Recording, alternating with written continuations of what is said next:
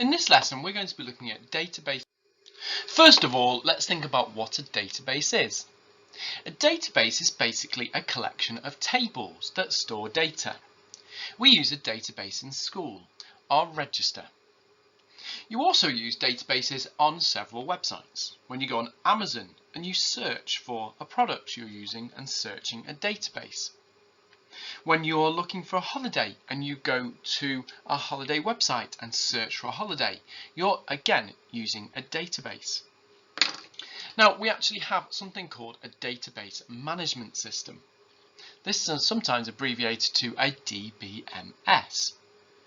Now, a database is just raw data really, and it's not user friendly. So a database management system such as SIMS is almost a user interface. It's a piece of software that we can use to manipulate the data. We can use it to create a database, add data, delete it, edit and search for data. Now, a database usually consists of a series of tables. This is a flat file database, and these are the keywords that you need to know. A table is the name that's given to the overall collection of data. You can see here our table has a yellow set of headings, a series of rows and columns with different data in it. A record is a collection of data about a single entity. So in this instance, it's one person.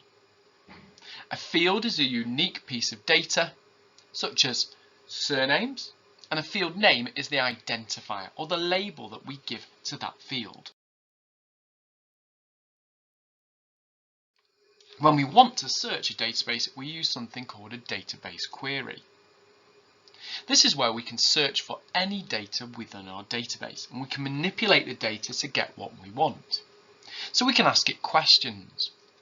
Here's my example on the screen. We can ask our database for all students who are 14, and the database will respond with a list of all students that match that age. Make sure you've given a definition of what a database query is in your student workbook. Now, when we want to search a database, we want to use a specific query language. An example of this is SQL. SQL stands for Structured Query Language, sometimes known as SQL. It's made up of a series of statements that can carry out jobs on a database. There are lots of instructions and commands we can use, but these are some of the basic ones. Create table, select, update, delete, and insert into.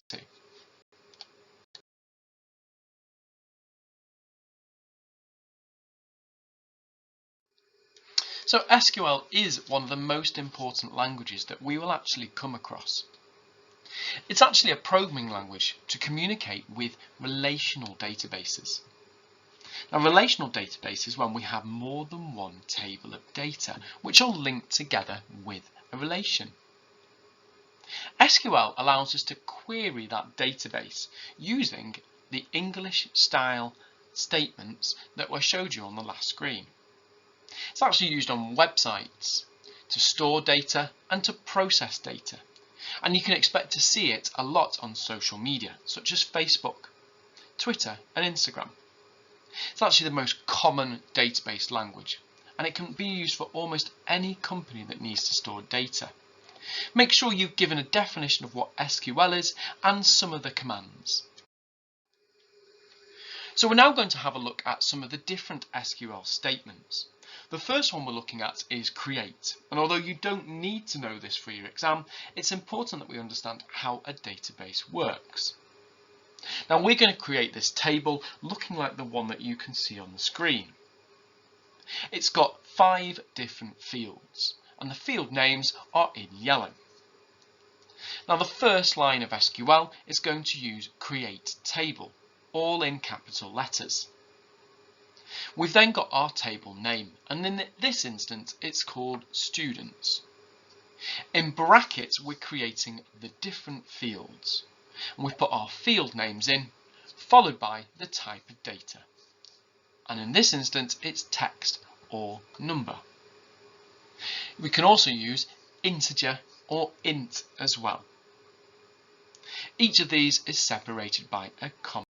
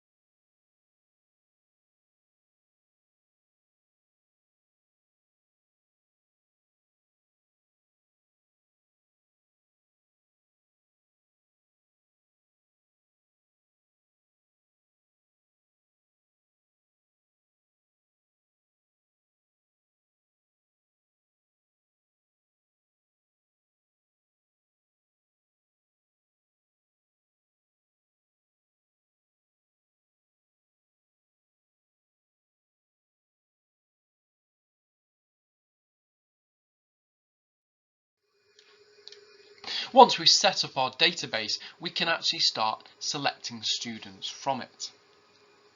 We need to use the select statement. Select again is in capital letters. And we use select and the field name from the database name. This is one that you're going to need to know for your exam, so it's important that you pay attention to this section.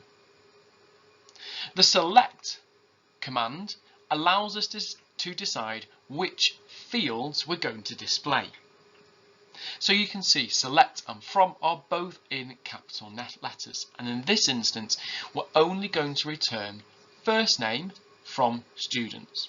So if we were to run this SQL, you could see what is produced with one field being returned. Please can you find the page in your workbooks and try using an SQL statement. Give 2 examples and what they would return. Here you can see 2 more examples. We're using the same table and using the select and selecting example. So first of all, we've got select first name from students. This would return all the first names. But it'd be more useful if we could return more than one field. So we can actually put 2 fields together, or 3, or however many fields we'd like, separated by commas. So you can see in example 2, we've got select first name, surname from students. And this would return the first names and the surnames of all the students in our database. Now the best way that we can return our whole database, all the details from it, is to use the asterisks. Now this is sometimes called our wildcard, and our wildcard will return everything. So if we put select star from students, it would produce the whole table. Now so far we've been looking at the select clause. Now with the select clause we can actually use a where clause. This means that we can narrow down our search to return a certain criteria. You can see here is an example in the green box. We've got select star from students. Now we've seen that already. That is selecting all students or all fields from students. This time we've got where group equals 9AB. Group is our field name. It's going to search through our database for groups which have 9AB and return them. And you can see the answer to this is shown at the bottom of the screen. Now let's say for instance we only wanted the first names and surnames of all students in 9AB. Then instead of using the asterisk or the star after select, we could use our field names there. So we could change that statement to select first name, comma, surname from students, where group equals 9AB, and that would only return Sam Sampson, Tom Franks and Tess Smith. It wouldn't return their ages, their group or their student ID. Can you now try and find the page in your workbook which has where, and give 2 examples of how a where clause would work? The final SQL statement we're going to use is the update statement. The update statement allows us to update or alter data that's already stored in a database.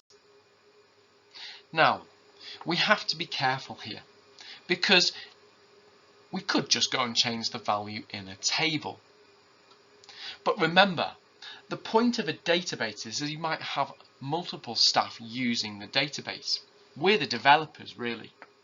If you think about our register at school, you don't see any of the SQL statements. What you see is nice boxes and a graphical user interface where the user can actually decide what information they want. So we need to be able to program a statement behind the graphical user interface that can update a value without the user having to write the SQL or go into the table. So in this case we use update. So update first of all tells you which table you're updating. Now in a database you might have multiple tables. So in this example we've got update students. We're then going to use set. Now set allows us to change a value. It's going to set the value of surname to Goody in this example, but only where the first name is Tess. So you can see we're using the where clause again to make sure that it only sets the records that we want to change. If we didn't have the where clause, it could set all surnames to Goody. Now it's also worth noticing if there were two people with the same first names called Tess in the database, then it would change all the values of Tess's surnames to Goody. And this is why we often have a primary key, called in this example student ID, so that we can set just one person's name to change. And you can see the example here, it's updated Tess Smith to Tess Goody. Can you please find the page in your workbook entitled Update and complete this? Your final challenge of this lesson is a recall task. Now, we've learnt about SQL injection before without really thinking too much about SQL. So what I want you to do is try and remember what is SQL and what the problems that SQL injection could cause. And then think about how you could stop this. Find this page in your workbook and try and answer the questions.